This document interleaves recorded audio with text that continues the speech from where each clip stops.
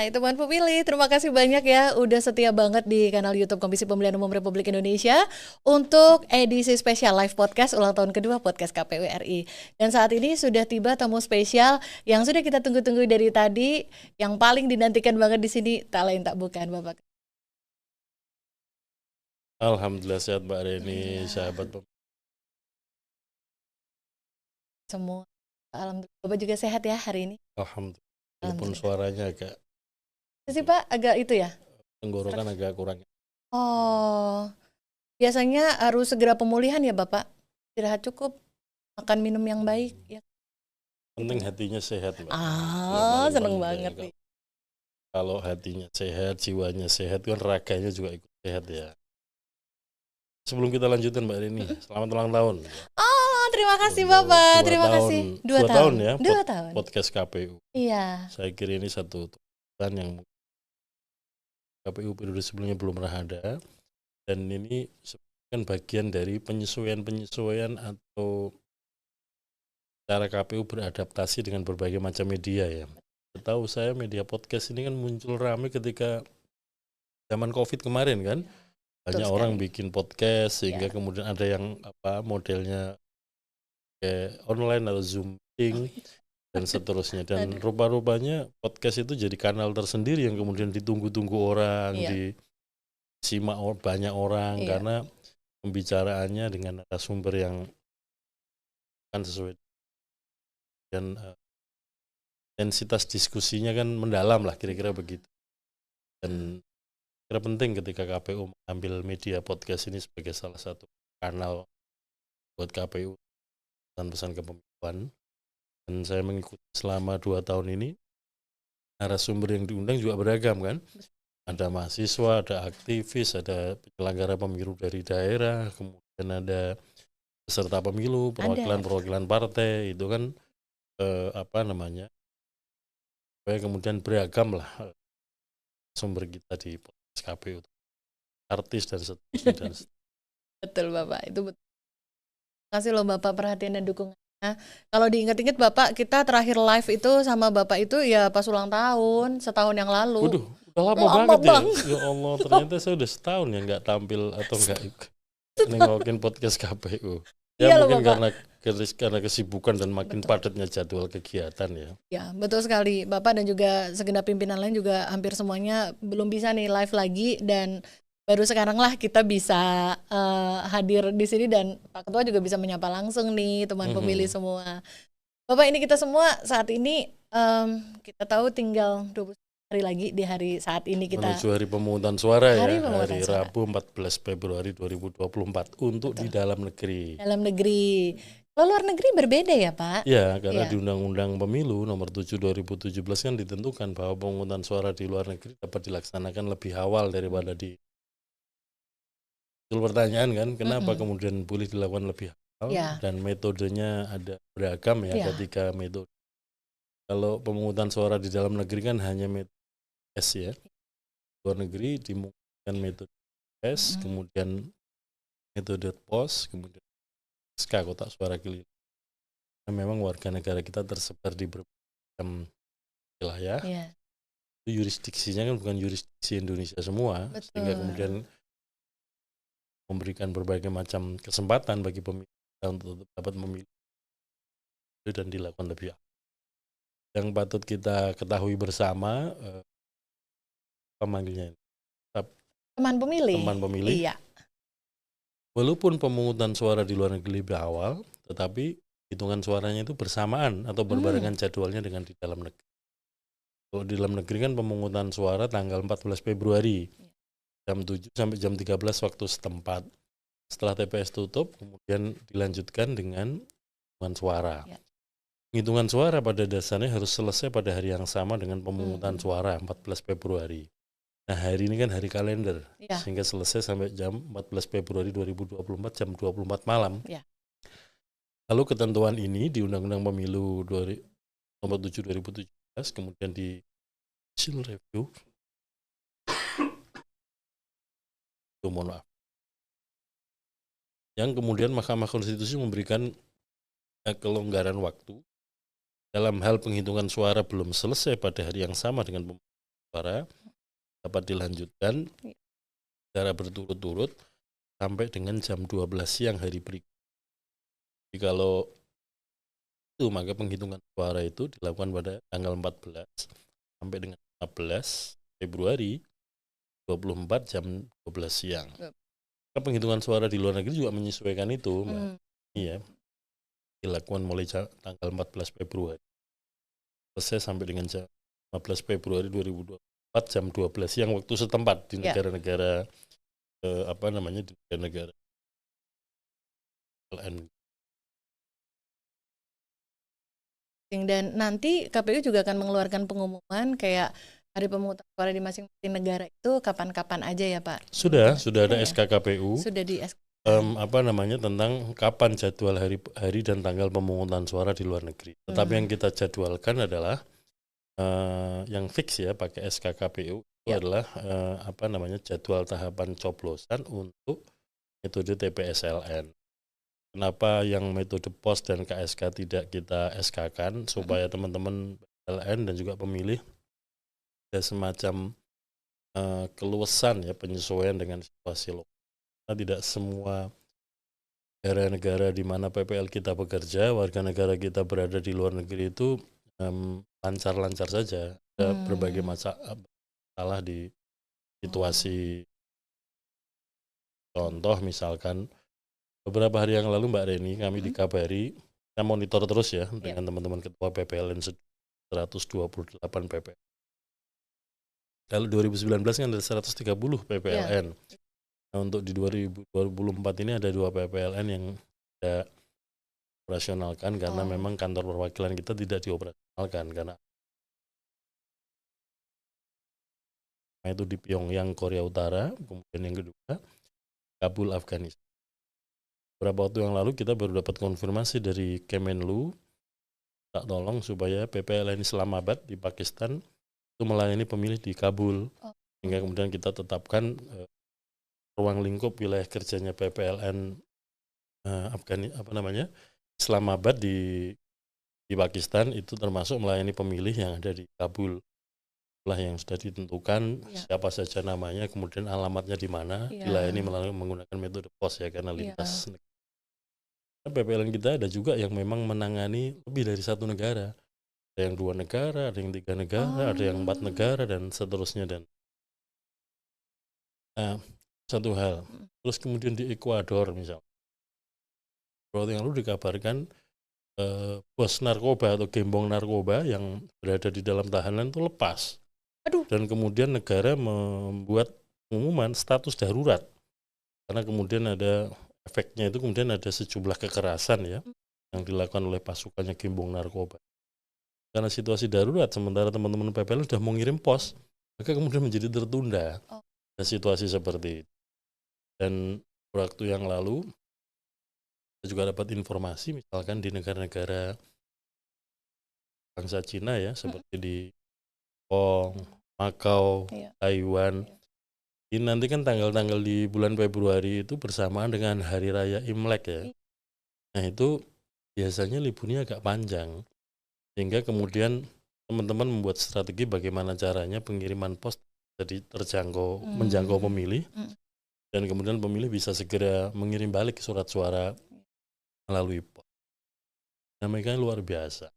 Ada juga yang kadang-kadang kalau kita dengarkan ini bener apa enggak gitu, kayak nonton channel Discovery Channel atau yang tentang hutan dokumenter gitu ya. PPLN Maputo mengajukan tambahan biaya untuk sewa kapal yang lebih besar. Karena begini, yang dilayani pemilih kita itu sebagian besar adalah ABK, anak buah kapal, yang posisi kapal itu di lautan. Oh gitu. Kemudian untuk menuju ke sana itu PPLN Maputo harus menggunakan kapal angkut kotak suara untuk warga kita memilih ke sana. Yang dilalui itu sungai dan kemudian muaranya itu sarang buaya dan kudanil. Jadi kadang-kadang mikir ini beneran apa enggak gitu. Ketua PPLN cerita, Pak ini beneran Pak. Pengalamannya itu kadang-kadang buayanya kalau yang punya tenaga kuat dia bisa melompati kapal itu gitu. Waduh, berarti kan harus diselamatkan ini situasi ini. Sehingga kemudian ya kita minta supaya teman-teman di kesekjenan untuk fasilitasi dalam Iya. arti tambahlah biaya untuk transportasi kapal Iya. dengan kualitas yang kira-kira lebih menjamin Iya. keamanan teman-teman Iya. PPLN di Iya, sana. Pak, Makanya ya. ini yang di luar negeri. Saya kira di dalam Iya. negeri juga banyak juga kan wilayah kita yang pemilihnya itu di pelosok pedalaman untuk menjangkau di sana. Iya, Kalau dijangkau lewat betul. darat juga susah, kemudian Iya. dijangkau lewat air ya, misalkan Iya. menyusuri sungai seperti teman-teman di Iya, Kalimantan, di betul. Papua, Betul. dan teman-teman kita yang karakter daerah atau wilayahnya kepulauan misalkan ya, Iya. kan luar biasa. Itu sama-sama sungguh sebuah tantangan ya Bapak ya, Iya, tantangan tapi kan geografis. sudah menjadi komitmen KPU ya Yap. di semua tingkatan bahwa dan juga biar untuk tingkatkan kualitas layak pada yang patut kita syukuri Mbak Reni dan juga teman pemilih hari ini apa ini 15 Januari 2004 29 hari lagi. Alhamdulillah surat suara untuk semua jenis surat suara sudah diterima oleh teman-teman KPU Kabupaten Kota dan kami monitor sudah dilakukan apa namanya ya Bapak. sortir, pelipatan dan Iya. seterusnya. Yang kita pantau itu kan lokasinya ya. Kita monitor terus lokasinya karena musim hujan dan seterusnya. Nah, cara menghindari ada katakanlah genangan air masuk gudang atau tempat pelipatan dan seterusnya. Kita minta targetnya itu cepat mungkin. Teman-teman kabupaten kota rata-rata melaporkan durasi waktu yang diperlukan sekitar 10 hari. Dan itu sudah sejak yang lalu ya. Sehingga dengan begitu target teman-teman yang sudah menerima surat suara itu bisa lebih cepat untuk packing ke masing-masing kota. Yap. Dan kemudian menandai kotak itu dengan kode-kode, misalkan ini kotak suara untuk jenis pemilu apa, Iya. TPS mana dan seterusnya. Dan kemudian dikumpulkan di gudang itu penataannya juga sudah sesuai arah yang mau dituju. Oh ini untuk kecamatan mana, untuk dapil mana, karena kan DPRD Kabupaten Kota kan dapilnya ada yang kecamatan, ada yang gabungan kecamatan dan seterusnya. Sehingga teman-teman mengumpulkannya per dapil. Dengan begitu memudahkan untuk distribusian supaya tidak tercampur atau berbaur antara suara yang beda dapil. Surat suara untuk di Kabupaten Kota kan beda-beda juga ragamnya. Kalau kita baca ya, dapil kita untuk pemilu 2024 mulai dari daerah pemilihan pemilu presiden di seluruh Indonesia dan pemilu PR itu ada 84 dapil. Kemudian untuk pemilu DPD sesuai dengan jumlah provinsi kita ada 38 provinsi, dan DPRD provinsi dan kabupaten kota totalnya itu ada 749 dapil ya. Saya ulangi 2749. Konsekuensi teknisnya adalah desain surat suara juga ragamnya ada 2749 ragam desain surat suara. Dan kemudian itu baru ragamnya ya. Kemudian jumlah surat suaranya ini kan ngitungnya kemudian per TPS. Ya. Kalau TPS kita 820.000 itu berarti kan membariskan barisan itu mulai nomor 1 sampai 820.000. Ya. Karena ngitung cetak surat suaranya adalah sama dengan jumlah pemilih DPT per TPS. Masuk cadangan yang 2%. 2% itu ngitungnya 2% dari DPT per TPS. Bukan 2% gelondongan dari 204 juta pemilih kita enggak, tapi per TPS. Dengan begitu kan akhirnya lembarnya kan jadi miliaran lembar itu. Betul ya, Cuman Pak. kan kalau dibagi-bagi per kabupaten kota maka bebannya tergantung dari jumlah pemilih yang layani. Di Indonesia ini yang paling besar adalah kita Kabupaten Bogor. Itu 3,8 juta. Satu kabupaten. Untuk DPR RI saja Kabupaten Bogor itu jadi satu dapil sendiri, tidak dicampur-campur atau digabungkan dengan kabupaten lain. Seru sekali faktanya itu ya Bapak ya. Makanya kemudian kalau mendengarkan saja ya, itu banyak orang yang kemudian bayangkannya udah mendengarkan dan membayangkannya rumit ya, apalagi kalau melaksanakan. Makanya kalau kalau ingin mengetahui mulai dari awal perencanaan Iya. sampai pelaksanaan Iya. dan kemudian sampai distribusi logistik, katakanlah Iya. alhamdulillah semuanya bisa berjalan sesuai dengan jadwal yang ditentukan. Dan kita berharap nanti H-1 itu alat perlengkapan pemungutan penghitungan suara sudah berada di lokasi TPS dan besok paginya yang kegiatan pemungutan suara tanggal 14 betul-betul semua alat perlengkapan penghitungan suara sudah siap on location lah kira-kira begitu. Pun pemilih hadir pagi dibuka itu sudah bisa dilayani. Satu hal lagi Mbak Reni, teman pemilih, untuk pemilu-pemilu sebelumnya dan juga pilkada-pilkada sebelumnya, anggota KPPS kan 7 orang ya. Ya. Jadi pemilu 2024 juga 7 orang.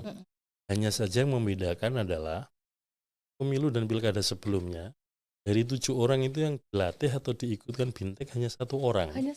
Yang itu kemudian akan diproyeksikan menjadi ketua KPPS ya. Tapi untuk pemilu 2024 kita usahakan dan kemudian kita anggarkan agar 7 anggota KPPS itu dilatih semua. Ini salah satu komitmen KPU untuk peningkatan layanan kepada pemilih. Mengapa demikian?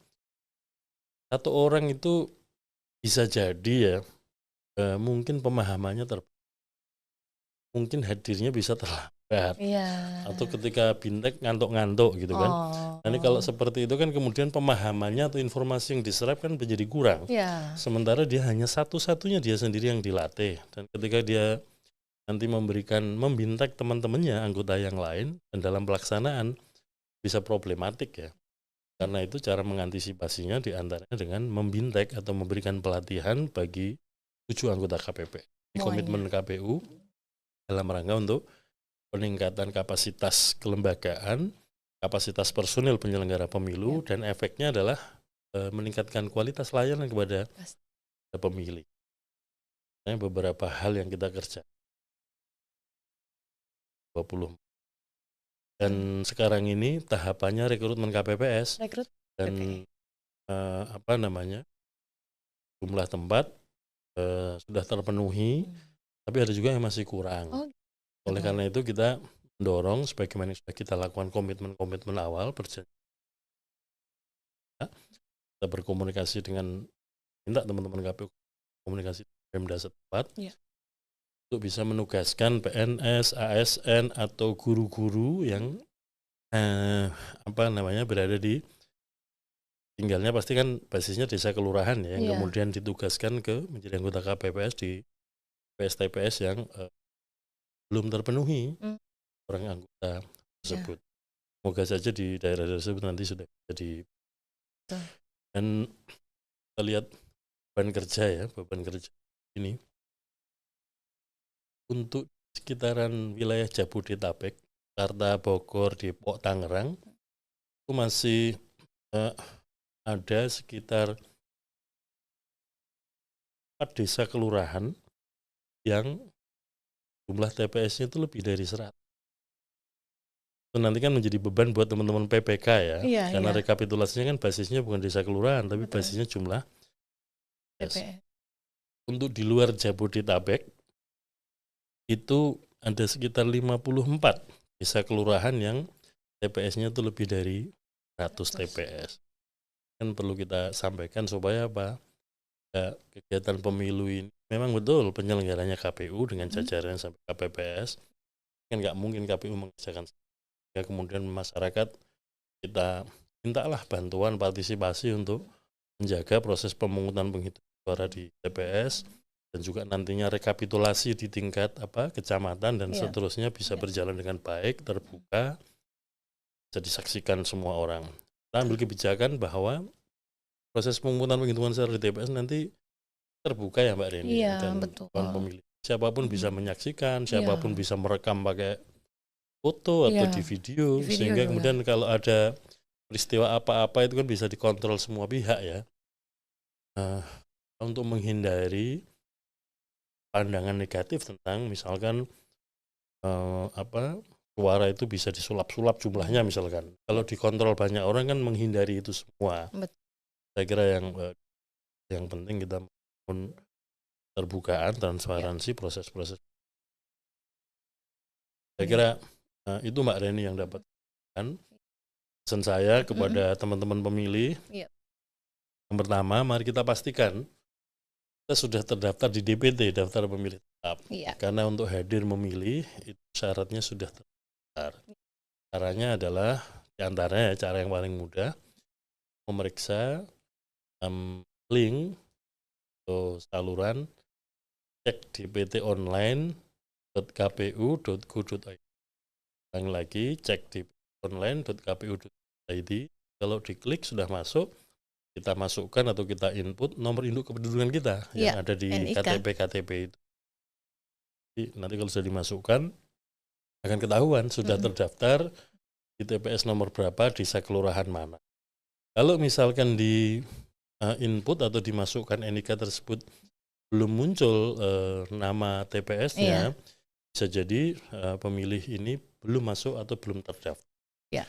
Pertanyaan, bisa hadir milih nggak? Masih bisa. Masih bisa. Nanti pada hari H hadir ke TPS terdekat sesuai dengan alamat KTP-nya masing-masing.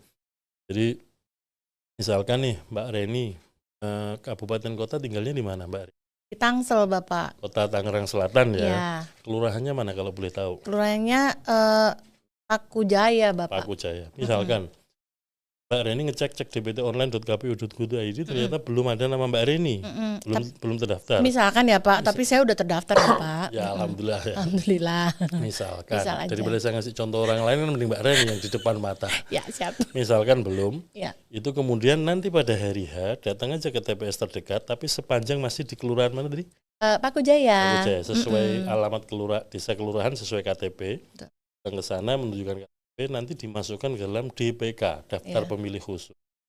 Nah, layanannya adalah 1 jam terakhir dari jam pemungutan suara. Jadi kalau pemungutan suara jam 7 sampai jam 13, layanan pemilih DPK, daftar pemilih khusus yang belum terdaftar di DPT itu jam 12 sampai jam 13. KPU juga membuat terobosan baru, KPU membangun TPS lokasi khusus. Ya. Kenapa dibangun TPS lokasi khusus? Maka dengan begitu buat DPT lokasi khusus. Karena apa? Kalau pindah milih reguler, misalkan ya, saya orang Semarang nih, pada hari H nggak bisa nyoblos di Semarang, saya nyoblos di Jakarta. Kan saya di Jakarta Pusat gitu ya, saya kan harus ngurus pindah milih ke Jakarta. Betul. Tetapi karena lintas provinsi, maka kemudian saya hanya mendapatkan surat suara pemilu presiden ya. Dan itu pun dengan catatan sepanjang surat suaranya masih tersedia.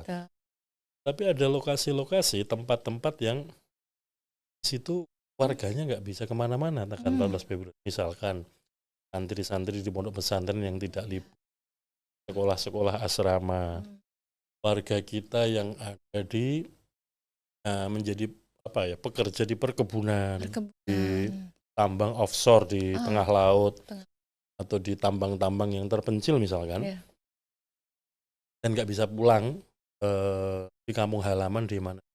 Atau juga ini, warga binaan lembaga pemasyarakatan atau rutan yang dipastikan tanggal 14 Februari itu masih ada di dalam misalkan, kemudian kita berinisiatif membangun TPS lokasi khusus. Kalau ada TPS lokasi khusus, kemudian dapat dibuat daftar pemilih tetap DPT lokasi khusus. Kenapa? Dengan adanya DPT maka bisa dicetak surat suara.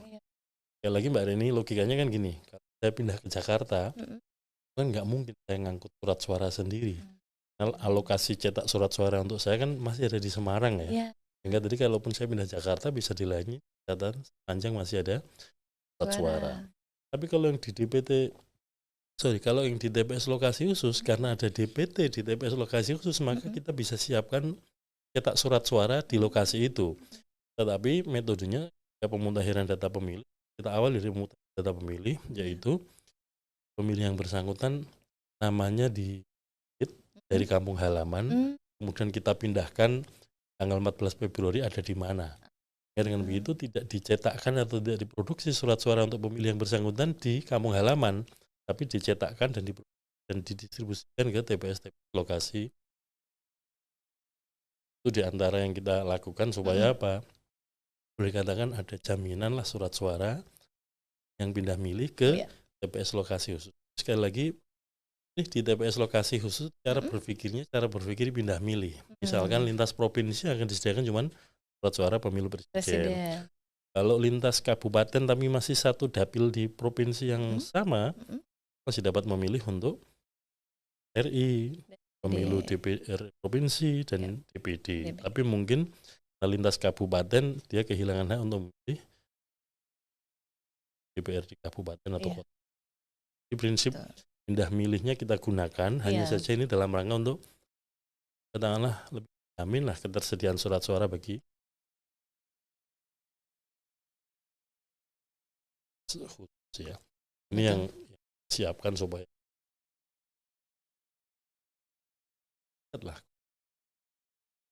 dan tentu saja itu ditujukan untuk meningkatkan partisipasi pemilih ya Bapak. Di antaranya itu. Iya betul. Tapi yang paling penting kan tadi ada jaminan. Pemilih yang punya hak pilih itu dapat dilayani dengan kualitas yang. Saya kira itu Mbak Reni dan teman pemilih. Sekali lagi selamat buat podcast KPU yang hari ini genap 2 tahun. 2 tahun. Tanggal 15 Januari 2024. Ya, sukses selalu. Membahana suaranya dan informasi kepemiluan yang disampaikan lewat podcast KPU ini saya dan dijadikan rujuk. Terima kasih. Ya, Bapak terima kasih banyak ya Bapak udah sempat menyampaikan kepada teman pemilih semua, dan teman pemilih itu tadi hal-hal yang update yang semuanya sudah disampaikan cukup banyak dan sangat update banget, patut untuk dinotis sama teman pemilih semua untuk bisa memastikan nanti tanggal 14 Februari 2024 memang kita semuanya harus ke TPS. Kalaupun tidak berada di TPS domisili berarti masih proses untuk melakukan pindah memilih. Tetap memilih ya. Ya, itu penting banget. Dan harus kita kawal suara kita setelah pemungutan suara pada kegiatan suara, kapitulasi hasil penghitungan suara. Iya. Betul sekali. Bapak terima kasih banyak loh sudah menyempatkan waktunya untuk mengupdate dan teman-teman pengelola podcast KPU. Terima kasih Bapak. Terima kasih dukungannya. Mudah-mudahan setelah ini ada kesempatan lagi untuk mampir lagi ya Bapak ke sini. Terima kasih. Allah ya. Insya Allah, amin. Teman pemilih terima kasih banyak hari ini sudah mengikuti live podcast edisi khusus ulang tahun kedua podcast KPU RI. Spesial hari ini didatangi tadi pertama ada anggota KPU Ibu Betty, kemudian anggota KPU Bapak Agus Melas, dan sekarang gongnya Pak Ketua Pak Hashim Asyari. Bapak sehat selalu dan sukses selalu ya. Harus sehat, amin. Makasih banyak sudah menyaksikan podcast KPU Bicara Kepemiluan. Sampai ketemu lagi.